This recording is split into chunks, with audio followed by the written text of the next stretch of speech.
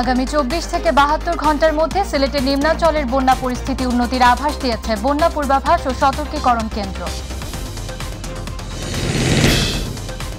তেলের দাম বাড়লেও দেশের বাজারে আমদানিকৃত ভোজ্য তেলের দাম স্থিতিশীল আছে বললেন বাণিজ্য প্রতিমন্ত্রী।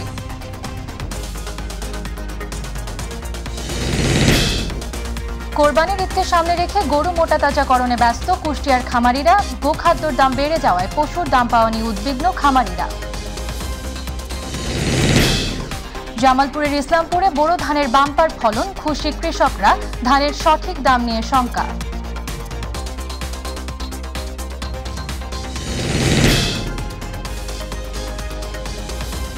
আসসালামু আলাইকুম, আমন্ত্রণ মাই টিভি জেলা সংবাদে। আপনাদের সাথে আছি আমি আমাতুল আজিজ উর্মি। শুনছিলেন শিরোনাম, এবারে বিস্তারিত। বন্যার পানিতে বন্দী সিলেটবাসীর জন্য স্বস্তির আভাস দিয়েছে বন্যা পূর্বাভাস ও সতর্কীকরণ কেন্দ্র। তারা আগামী 24 থেকে 72 ঘন্টার মধ্যে জেলার নিম্নাঞ্চলের বন্যা পরিস্থিতি উন্নতির আভাস দিয়েছে। তবে উত্তরাঞ্চলে প্রধান প্রধান নদ নদীর পানি আবার বাড়ছে বলে সতর্ক করা হয়েছে। ঘূর্ণিঝড় রেমালের প্রভাবে ভারী বৃষ্টি ও উজান থেকে নেমে আসে পাহাড়ি ঢলে সিলেটের 13টি উপজেলার মধ্যে 8টি বন্যা আক্রান্ত হয়েছে। সুরমা নদী তীরবর্তী সিলেট নগরীর নিম্নাঞ্চলও পানিতে তলিয়ে আছে। সিটি কর্পোরেশনের 9টি ওয়ার্ড, সদর উপজেলার 7টি ইউনিয়ন সহ অনেক এলাকা বন্যায় প্লাবিত হয়েছে।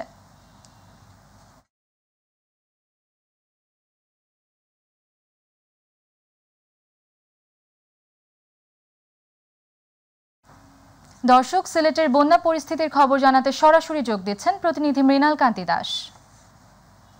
মৃণাল, সিলেটের বন্যা পরিস্থিতির এখন কি অবস্থা? ধন্যবাদ উর্মি আপনাকে। আপনি জানেন যে পাহাড়ির ঢল এবং অবিরত বৃষ্টির কারণে সিলেটের সীমান্তবর্তী উপজেলাগুলোতে যে বন্যার সৃষ্টি হয়েছিল সেই বন্যার কিন্তু কিছুটা উন্নতি হয়েছে। আমরা অবস্থান করছি সুরমা নদীর পাড়ে। আমি যদি আপনাদেরকে এখানে দেখানোর চেষ্টা করি এবং আপনার মাধ্যমে যদি মাই টিভির দর্শকদের জানাতে চাই, উজানে ভারী বর্ষণ না হয় সিলেটের বন্যা পরিস্থিতি আরও কিছুটা উন্নতি হয়েছে।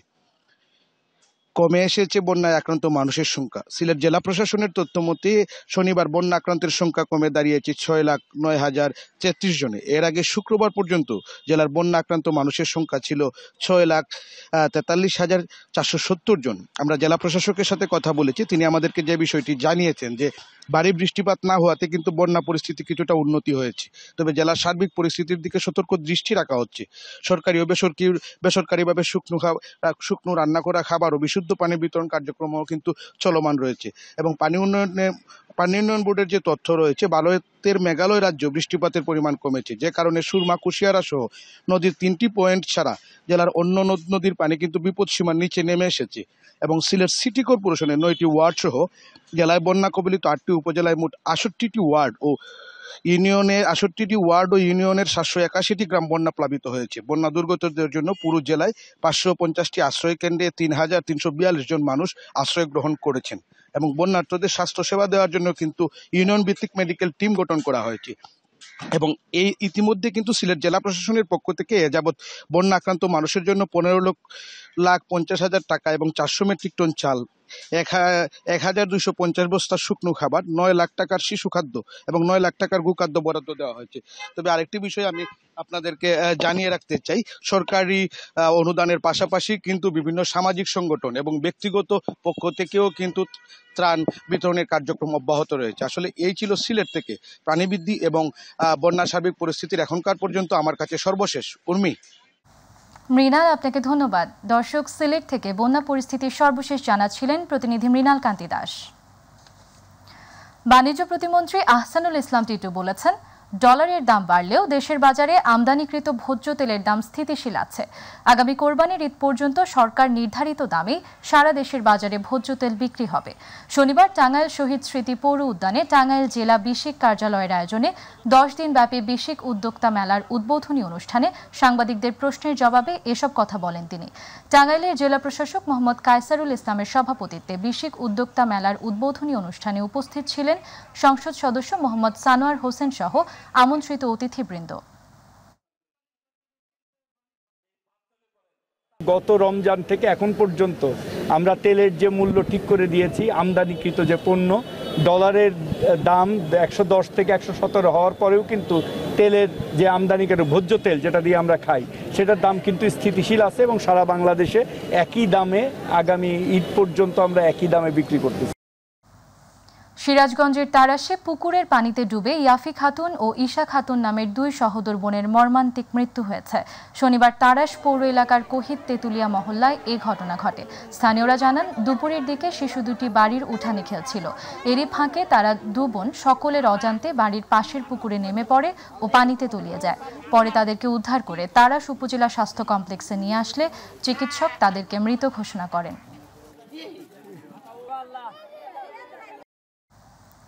নোয়াখালীতে নিখোঁজের 2 দিন পর মরদেহ উদ্ধারের ক্লুলেস হত্যাকাণ্ডের ঘটনার প্রধান আসামি বেগমগঞ্জ থানাধীন চৌরাস্তা এলাকায় অভিযান পরিচালনা করে জামাল উদ্দিন নামের এক আসামিকে গ্রেফতার করেছে র্যাব 11।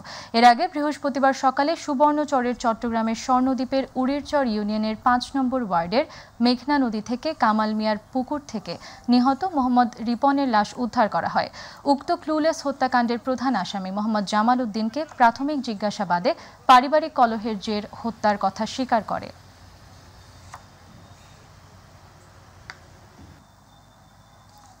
কুষ্টিয়ার কুমারখালীতে চিংড়ির দেহে বিষাক্ত রাসায়নিক জেলি ঢুকিয়ে ওজন বৃদ্ধির অভিযোগে এক মাছ ব্যবসায়ীকে 5,000 টাকা জরিমানা করেছেন ভ্রাম্যমাণ আদালত। এ সময় 2 কেজি জেলিযুক্ত চিংড়ি জব্দ করে মাটিতে পুঁতে বিনষ্ট করা হয়। শনিবার দুপুরে কুমারখালী পৌর মাছ বাজারে ভ্রাম্যমাণ আদালতের অভিযান পরিচালনা করেন নির্বাহী ম্যাজিস্ট্রেট ও সহকারী কমিশনার ভূমি মোহাম্মদ আমিরুল আরাফাত। অভিযান পরিচালনাকালে উপজেলা সিনিয়র মৎস্য অফিসার মোহাম্মদ মাহমুদুল হাসান ও থানা পুলিশ উপস্থিত ছিলেন।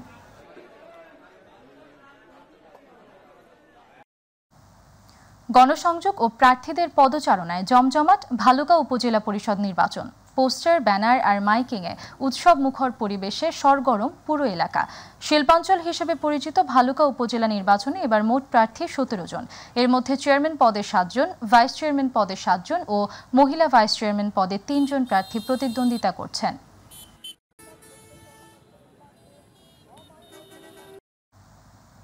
বরিশালের আগৈলঝাড়ায় যুব সমাজ নিয়ে সচেতনতা সভা অনুষ্ঠিত হয়েছে। আসুন ভালো মানুষ হই ব্যানারে শনিবার রাতে রাশিদুল ইসলামের সভাপতিত্বে প্রধান অতিথি ছিলেন প্রতিষ্ঠাতা বীর মোহন মাধ্যমিক বিদ্যালয়ের সহকারী প্রধান শিক্ষক আব্দুর রহিম ফকির। বিশেষ অতিথি ছিলেন বাংলাদেশ ভলিবলের জাতীয় দলের খেলোয়াড় রাতুল হালদার সহ অন্যান্যরা।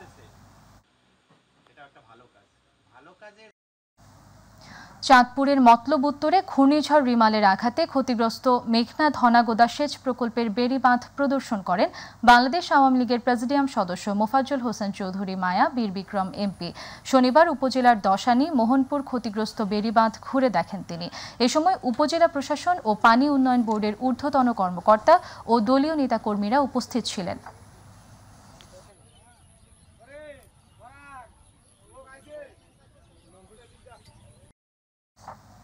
সাতক্ষীরার শ্যামনগরে ঘূর্ণিঝড় রিমালে ক্ষতিগ্রস্ত 600 পরিবারের মাঝে শুকনা খাবার বিতরণ করা হয়েছে। শনিবার উপজেলার হরিনগর বনশ্রী শিক্ষা নিকেতন মাধ্যমিক বিদ্যালয় সাইক্লোন সেন্টারে প্রধান অতিথি হিসেবে উপস্থিত থেকে উক্ত খাদ্য সামগ্রী বিতরণ করেন বাংলাদেশ আওয়ামী লীগের যুগ্ম সাধারণ সম্পাদক আ.ফ.ম. বাহাউদ্দিন নাসিম এমপি। এ সময় বিশেষ অতিথি ছিলেন বাংলাদেশ আওয়ামী লীগের সাংগঠনিক সম্পাদক এস.এম. কামাল হোসেন এমপি, বাংলাদেশ আওয়ামী লীগের ত্রাণ ও দুর্যোগ বিষয়ক সম্পাদক আমিনুল ইসলাম আমিন সহ সংসদ সদস্যরা।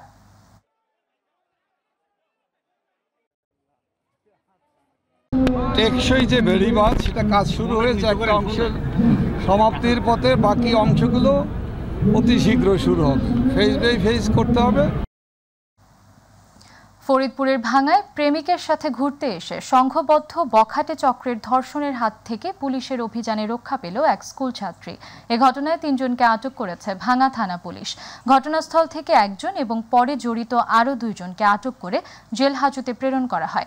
ভাঙ্গা থানার অফিসার ইনচার্জ জানান, প্রেমিকের সাথে ঘুরতে এসে বাড়ি ফেরার পথে ভাঙ্গা উপজেলার বামনকান্দা এলাকায় পৌঁছালে 3 মোটরসাইকেল আরোহী 3 বখাটে তাদের গতিরোধ করে মেয়েটিকে পাশের জঙ্গলে নিয়ে ধর্ষণের চেষ্টা করে।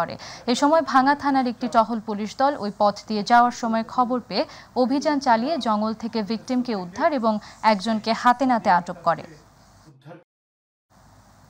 আগামী 5 জুন দিনাজপুরের পার্বতীপুর উপজেলা পরিষদের নির্বাচন উপলক্ষে ভোট গ্রহণকারী কর্মকর্তাদের প্রশিক্ষণ অনুষ্ঠিত হয়েছে।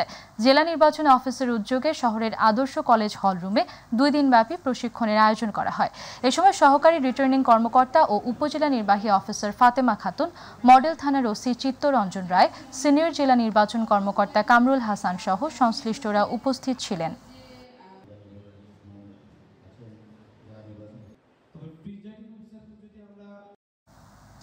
সারা দেশের ন্যায় টাঙ্গাইলের মধুপুর ও ধনবাড়িতে জাতীয় ভিটামিন এ প্লাস ক্যাম্পেইন অনুষ্ঠিত হয়েছে। শনিবার উপজেলা স্বাস্থ্য কমপ্লেক্সে শিশুকে ভিটামিন এ ক্যাপসুল খাওয়ানোর মধ্য দিয়ে ক্যাম্পেইনের উদ্বোধন করা হয়। উদ্বোধন করেন উপজেলা স্বাস্থ্য ও পরিবার পরিকল্পনা কর্মকর্তা ডাক্তার ফাহমিদা লস্কর। তিনি জানান, 6 থেকে 11 মাস বয়সী 2725 জন শিশুকে একটি করে নীল রঙের ভিটামিন এ ক্যাপসুল এবং 6 থেকে 59 মাস বয়সী 21859 শিশুকে একটি করে লাল রঙের ভিটামিন এ ক্যাপসুল খাওয়ানোর লক্ষ্যমাত্রা নিয়ে উপজেলার 7টি ইউনিয়ন ও 1টি পৌরসভায় 168টি অস্থায়ী কেন্দ্র স্থাপন করা হয়েছে। যে কোনো দুর্যোগ দুর্বিপাকে আওয়ামী লীগই মানুষের পাশে থাকে বলে মন্তব্য করেছেন প্রবাসী কল্যাণ ও বৈদেশিক কর্মসংস্থান মন্ত্রণালয়ের প্রতিমন্ত্রী শফিকুর রহমান চৌধুরী এমপি। শনিবার দিনব্যাপী অতিবৃষ্টি ও পাহাড়ি ঢলে বন্যা দুর্গত এলাকা জৈন্তাপুর, কানাইঘাট 2 উপজেলার বানবাসী মানুষের মাঝে ত্রাণ বিতরণকালে এ কথাগুলো বলেন।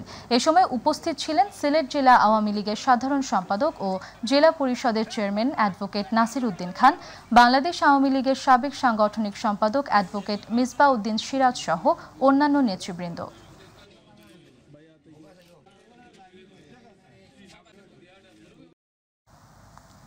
এবারের ঈদে কোরবানির হাট মাতাবে বাংলার ডন, মাফিয়া, হামজা, ডলার ও ডিজাইন নামের আকর্ষণীয় গরু। আর তাই তো কোরবানির ঈদকে সামনে রেখে গরু মোটা তাজাকরণে ব্যস্ত সময় পার করছে কুষ্টিয়ার খামারিরা। প্রাকৃতিক পরিবেশে বাড়িতে বাড়িতে পারিবারিক আদলে গরুকে লালন পালন করছেন তারা। তবে গোখাদ্যের দাম মাত্রাতিরিক্ত বেড়ে যাওয়ায় দাম পাওয়া নিয়ে দুশ্চিন্তায় খামারিরা। প্রতিনিধি আব্দুর রাজ্জাক বাচ্চুর রিপোর্ট, জানাচ্ছেন শামস তাবরিজ উচ্ছ্বাস। কুরবানির হাটে দেশীয় গরু হিসেবে কুষ্টিয়ার গরুর বিশেষ চাহিদা রয়েছে। আর তাই তো কুষ্টিয়ার কুরবানির হাট কাঁপাতে প্রস্তুত করা হচ্ছে হামজা, বাংলার ডন, মাফিয়া, ডলার ও ডিজাইন বাহারি নামের গরু।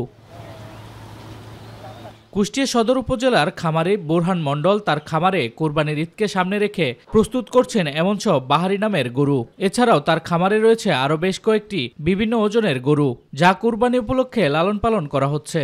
এই সেক্টরে দেখা যাচ্ছে গরু পুষছি, কোনো মেডিসিন খাওয়ার না, ছোলা, সাগো, ফেসারি, কুসুরি, গুড়, গম, এগুলা দিয়ে ঘাস, এগুলা দিয়ে মানুষ করছে। এবছরে গোখাদ্যের দাম হিসাবে আমরা ন্যায্য মূল্য পাওয়ার আশা করছি না। গরু যদি পাও, ইন্ডিয়ার গরু না ঢুকলে আমরা আশা করছি ন্যায্য মূল্য পাবো। যে আমরা আশা করি বছর ভর গরু পালবো, কোরবানির সময় বড় লোকের কাছ থেকে আমরা কিছু টাকা উদ্ধার নেবো, এই কারণে ওই টাকা নেই আমরা ছেলে মেয়ে নিয়ে আবার চলবো, আবার গরু পালবো। প্রাকৃতিক উপায়ে গরুগুলোকে লালন পালন করা হয়েছে।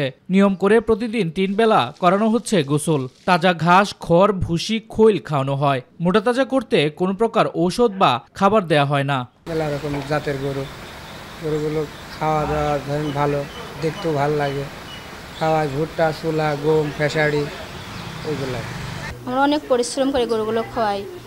পরিশ্রম না করলে তো গরুগুলো খড় তাজা হয় না। ঢাকা থেকে বড় বড় পার্টি আসে, সে পার্টিরা দেখাশোনা করে, তারাই গরু কিনে নিয়ে যায়। বাহারি নামের এসব গরু দেখতে প্রতিদিন দূর দূরান্ত থেকে আসছেন ক্রেতা ও দর্শনার্থীরা। আমরা দেখতে আসি অনেক দূরে থেকে, এই গরু দেখতে খুব ভালো লাগে, তাই আমরা দেখছি। খামারিরা যাতে গরুর সঠিক দাম পায় সে লক্ষ্যে অনলাইনের মাধ্যমে গরু বিক্রি সহ বেশ কিছু পদক্ষেপ নেওয়া হয়েছে বলে জানিয়েছে প্রাণী সম্পদ বিভাগ। আমাদের প্রতিটা উপজেলায় আমাদের যারা অফিসার রয়েছে, আমাদের মাঠকর্মী রয়েছে, তারা খামারে খামারে গিয়ে তারা আমাদের কুরবানির যোগ্য যেগুলো পশু সেগুলো প্রতিপালনের জন্য আমাদের যে দেশীয় টেকনোলজি, প্রযুক্তি এগুলো ব্যবহার করার জন্য তাদেরকে পরামর্শ দিয়েছে। জেলায় 18,000-এর অধিক খামারে 1 লাখের বেশি গরু ও 1 লাখ ছাগল এবং বেশ কিছু মহিষ কুরবানির জন্য প্রস্তুত করছে। শামস তাবরিজ উচ্ছ্বাস, মাই টিভি নিউজ ডেস্ক। জামালপুরের ইসলামপুরে বোরো ধানের বাম্পার ফলন হয়েছে। ধানের আশাতীত ফলন পেয়ে খুশি কৃষকরা। বোরো ধান কাটা ও মাড়াইয়ে ব্যস্ত সময় পার করছেন কৃষকরা। তবে ফলন ভালো হলেও ধানের দাম নিয়ে শঙ্কায় তারা। আবহাওয়া অনুকূলে থাকায় এবছর বোরো ধানের বাম্পার ফলন হয়েছে বলে জানিয়েছে স্থানীয় কৃষি অফিস। প্রতিনিধি মাইনুল ইসলামের রিপোর্ট, জানাচ্ছেন SM হামিম। জামালপুরের ইসলামপুরে বিস্তীর্ণ ফসলের মাঠে দোল খাচ্ছে সোনালী ধান। পাকা ধানের মৌমৌ গন্ধে মুখরিত চারদিক। এবছর ধানের বাম্পার ফলন হওয়ায় খুশি কৃষকেরা। সকাল সন্ধ্যা বোরো ধান কাটা ও মারায় ব্যস্ত সময় পার করছেন কৃষকরা। ফলন ভালো হলেও কীটনাশক সারসহ শ্রমিকের মজুরি দ্বিগুণ হওয়ায় ধানের ন্যায্য মূল্য পাওয়া নিয়ে চিন্তিত তারা। কীটনাশক আর সব দাম বেশি, ধানের দাম বাড়ে তাহলে একটু পোষাবো। 1000 টাকা কামলা বেতন, 1000 টাকা ধান, তাহলে তো পোষায় না। ধানের বাজার হিসেবে কামলার দাম বেশি, নিজেরাই কাজকর্ম করতেছি এখানকার। আবাদের সাথে খরচের এইটা কোনোভাবে মিলাতে পারতেছে না আমাদের কৃষকরা। বাজার অনেক সস্তা, কামলা বাটের দাম অনেক মহঙ্গা। কামলা নেওয়া লাগে 900 টাকা করে, ধান বেচতে হয় 800 টাকা করে। আধুনিক পদ্ধতিতে ধান চাষ ও যান্ত্রিক পদ্ধতিতে ধান কাটলে কৃষকদের লোকসান অনেকটাই কমবে বলে জানিয়েছে স্থানীয় কৃষি অফিস। কোনো কৃষকের যদি ধান কাটতে অসুবিধা হয় সেক্ষেত্রে কৃষি অফিসে যোগাযোগ করলে আমরা কম্বাইন্ড হারভেস্টারের মালিকদের সাথে কথা বলে কম্বাইন্ড হারভেস্টারের মধ্যে ধান কাটার ব্যবস্থা করে দিব। সেক্ষেত্রে কৃষকের সময়, টাকা, অর্থ সবকিছু সাশ্রয়ী হবে। উপজেলায় এবছর 17,280 হেক্টর জমিতে বোরো ধান চাষ করা হয়েছে। SM হামিম, মাই টিভি। টাঙ্গাইলের ধনবাড়িতে আশ্রয়ণ প্রকল্পের সদস্যদের জীবনমান উন্নয়নের জন্য উৎপাদনমুখী খাত হিসেবে প্রাণী সম্পদের সাথে সংশ্লিষ্ট করার জন্য হাঁস মুরগি পালন বিষয়ক প্রশিক্ষণ অনুষ্ঠিত হয়েছে। শনিবার উপজেলা প্রাণী সম্পদ অফিসের আয়োজনে দিনব্যাপী এ প্রশিক্ষণ অনুষ্ঠিত হয়। প্রশিক্ষণে নানা দিক তুলে ধরে বক্তব্য দেন উপজেলা প্রাণী সম্পদ অফিসার ডাক্তার মোহাম্মদ গোলাম মোর্শেদ। এ সময় প্রধান অতিথির বক্তব্য দেন উপজেলা সহকারী কমিশনার ভূমি ফারাহ ফাতেমা তাকলিমা। বিএনপির প্রতিষ্ঠাতা জিয়াউর রহমান বীর উত্তমের 43তম শাহাদাত বার্ষিকী উপলক্ষে নোয়াখালীতে যুব দলের উদ্যোগে আন্দোলন সংগ্রামে কারা নির্যাতিত ও আহত নেতৃবৃন্দের সংবর্ধনা ও সাংগঠনিক মতবিনিময় সভা অনুষ্ঠিত হয়েছে। যুবদল কেন্দ্রীয় নির্বাহী কমিটির চট্টগ্রাম বিভাগীয় সহ সাধারণ সম্পাদক ও জেলা যুবদলের সভাপতি মঞ্জুরুল আজিম সুমনের সভাপতিত্বে উপস্থিত ছিলেন যুবদল কেন্দ্রীয় নির্বাহী কমিটির সহ সভাপতি ও চট্টগ্রাম মহানগর যুবদলের সভাপতি মোশাররফ হোসেন দীপ্তি সহ সভাপতি ও চট্টগ্রাম মহানগর যুবদলের সাধারণ সম্পাদক মোহাম্মদ শাহিদ উপস্থিত ছিলেন। মাদারীপুরের কালকিনিতে বিএনপির প্রতিষ্ঠাতা জিয়াউর রহমানের 43তম শাহাদাত বার্ষিকী উপলক্ষে আলোচনা সভা ও দোয়া মাহফিল অনুষ্ঠিত হয়েছে।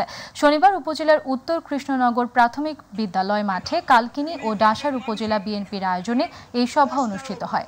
কালকিনি উপজেলা বিএনপির সাবেক সভাপতি ফজলুল হক ব্যাপারীর সভাপতিত্বে এতে অনুষ্ঠানে প্রধান অতিথি হিসেবে উপস্থিত ছিলেন কেন্দ্রীয় বিএনপির সহ গণশিক্ষা বিষয়ক সম্পাদক মোহাম্মদ আনিসুর রহমান তালুকদার খোকন। জাতীয় যুব সংসদের চতুর্দশ অধিবেশন অনুষ্ঠিত হয়েছে। আয়োজিত অধিবেশনে জলবায়ু পরিবর্তন, স্মার্ট বাংলাদেশ পলিসি, জাতীয় যুবনীতির পর্যালোচনা, আইসিটি জাতীয় বাজেট, মানবাধিকার, পার্বত্য চট্টগ্রামের উন্নয়ন সহ বিভিন্ন সমসাময়িক বিষয় বিভিন্ন সেশনে সংসদীয় বিতর্কে অংশ নেন সারা দেশ থেকে আগত যুব সাংসদরা। জাতীয় পুরস্কার বিজয়ী যুব সংগঠন ধ্রুবতারা ইউথ ডেভেলপমেন্ট ফাউন্ডেশন চট্টগ্রাম নগরীর ইন্টারন্যাশনাল কনভেনশন সেন্টারে আয়োজনে ভার্চুয়ালি সংযুক্ত হয়ে প্রধান অতিথির বক্তব্য রাখেন শিক্ষামন্ত্রী মহিবুল হাসান চৌধুরী নওফেল। মূল পর্যায় পর্যন্ত যেন মানুষ এখানে যুক্ত করছেন আজকের এই অনুষ্ঠানে। চট্টগ্রামবাসীর চিকিৎসা সেবাকে আধুনিক ও বিশ্বমানের যন্ত্রপাতি সংযুক্তির মাধ্যমে রোগ নির্ণয় ও সহজলভ্য করার লক্ষ্যে এখন থেকে রোগী ও তার স্বজনরা সকল প্রকার পরীক্ষায় 25% ছাড় পাবেন বলে ঘোষণা দিয়েছেন পপুলার ডায়াগনস্টিক সেন্টার ব্যবস্থাপনা পরিচালক ডাক্তার মোস্তাফিজুর রহমান। শনিবার ডায়াগনস্টিক সেন্টার হলরুমে সাংবাদিকদের সাথে এক মতবিনিময় সভায় তিনি এই ঘোষণা দেন। এতে প্রধান অতিথি ছিলেন চট্টগ্রাম প্রেস ক্লাবের সাধারণ সম্পাদক দেবদুলাল ভৌমিক সহ অন্যান্য সংবাদ কর্মীরা। 1996 সালে স্মরণীয় দিন। এই জন্য যে আমরা আমাদের চট্টগ্রামের পেশেন্টের প্রেস ইনস্টিটিউট বাংলাদেশের ব্যবস্থাপনায় চট্টগ্রাম প্রেস ক্লাবের সদস্যদের নিয়ে 2 পর্বের 6 দিনব্যাপী প্রশিক্ষণ কর্মশালা ক্লাবের এস রহমান হলে উদ্বোধন করা হয়। চট্টগ্রাম প্রেস ক্লাব সভাপতি সালাউদ্দিন মোহাম্মদ রেজার সভাপতিত্বে অনুষ্ঠানে প্রধান অতিথি ছিলেন চট্টগ্রাম জেলা পরিষদ চেয়ারম্যান এটিএম পেয়ারুল ইসলাম। স্বাগত বক্তব্য দেন চট্টগ্রাম প্রেস ক্লাবের সিনিয়র সহসভাপতি চৌধুরী ফরিদ, চট্টগ্রাম বিশ্ববিদ্যালয়ের যোগাযোগ ও সাংবাদিকতা বিভাগের অধ্যাপক ডক্টর মোহাম্মদ শহীদুল্লাহ এবং পিআইবির সহকারী প্রশিক্ষক জিলহাজ উদ্দিন নিপুণ।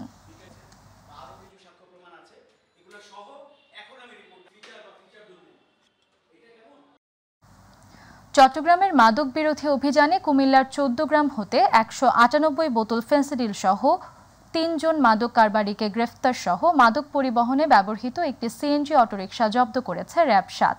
র্যাব জানায় গ্রেফতারকৃত আসামিরা দীর্ঘদিন যাবৎ পরস্পর যোগসাজশে মাদকদ্রব্য কুমিল্লা জেলার সীমান্তবর্তী এলাকা থেকে স্বল্প মূল্যে সংগ্রহ করে পরবর্তীতে চট্টগ্রাম জেলার বিভিন্ন মাদক ব্যবসায়ী ও মাদক সেবনকারীদের নিকট অধিক মূল্যে বিক্রয় করে আসছিল। উদ্ধারকৃত মাদকদ্রব্যের আনুমানিক মূল্য 2 লাখ টাকা। মানিকগঞ্জের সিংগাইরে র্যাব পরিচয়ে এক ব্যবসায়ীর থেকে স্বর্ণ ছিনতাইয়ের পর 5 ভুয়া র্যাবকে গণধোলাই দিয়েছে স্থানীয়রা। ভুক্তভোগী ও প্রত্যক্ষদর্শীরা জানান, দোহারের সুমন হালদার স্বর্ণ নিয়ে সিংগাইর উপজেলার চারিগ্রামে যাচ্ছিলেন। পথিমধ্যে র্যাব পরিচয়ে তাকে গাড়িতে তুলে সিংগাইর উপজেলার জামসা বাজারে পৌঁছালে স্থানীয়রা গাড়িটি গতিরোধ করে গণধোলাই দিয়ে পুলিশে দেন র্যাব পরিচয় দাতাকারী 5 ছিনতাইকারীকে। আমাকে অ্যাটাক করছে, অ্যাটাক করার পরে আমারে ব্যাপক দর্শক সমাগমের মধ্য দিয়ে ঘাটাইল উয়োরপাড়া এলাকাবাসীর উদ্যোগে ফুটবল প্রতিযোগিতার ফাইনাল খেলা ও পুরস্কার বিতরণ সম্পন্ন হয়েছে। গতকাল ঘাটাইল সরকারি হাইস্কুল খেলার মাঠ প্রাঙ্গণে এ ফাইনাল খেলা অনুষ্ঠিত হয়। অনুষ্ঠানে প্রধান অতিথি ছিলেন টাঙ্গাইল 3 ঘাটাইলের সংসদ সদস্য আমানুর রহমান খান রানা। প্রতিযোগিতা শেষে উভয় দলের হাতে পুরস্কার তুলে দেন উপস্থিত অতিথিবৃন্দ। ফাইনাল খেলা এই খেলা জনাব নোয়াখালীতে বিশ্ব দুগ্ধ দিবস উপলক্ষে রচনা, চিত্রাঙ্কন, র্যালি, আলোচনা সভা প্রতিযোগিতা অংশগ্রহণকারীদের পুরস্কার বিতরণ অনুষ্ঠিত হয়েছে। শনিবার জেলা প্রাণী সম্পদ ও মৎস্য মন্ত্রণালয়ের উদ্যোগে জেলা প্রাণী সম্পদ কর্মকর্তা কৃষিবিদ মোহাম্মদ আবুল কালাম আজাদের সভাপতিত্বে এই সময় উপস্থিত ছিলেন অতিরিক্ত জেলা প্রশাসক ইসমাইল হোসেন সহ আরও অনেকে। শেষে বিজয়ী শিক্ষার্থীদের মাঝে পুরস্কার বিতরণ করেন অতিথিবৃন্দ।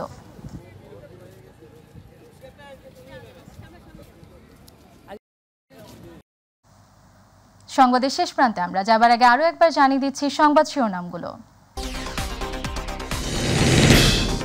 আগামী 24 থেকে 72 ঘন্টার মধ্যে সিলেটের নিম্নাঞ্চলের বন্যা পরিস্থিতি উন্নতির আভাস দিয়েছে বন্যা পূর্বাভাস ও সতর্কীকরণ কেন্দ্র। ডলারের দাম বাড়লেও দেশের বাজারে আমদানিকৃত ভোজ্য তেলের দাম স্থিতিশীল আছে বললেন বাণিজ্য প্রতিমন্ত্রী।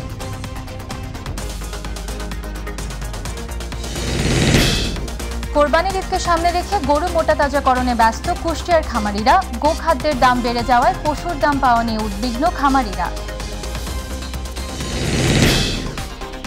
জামালপুরের ইসলামপুরে বোরো ধানের বাম্পার ফলন, খুশি কৃষকরা। ধানের সঠিক দাম নিয়ে শঙ্কা।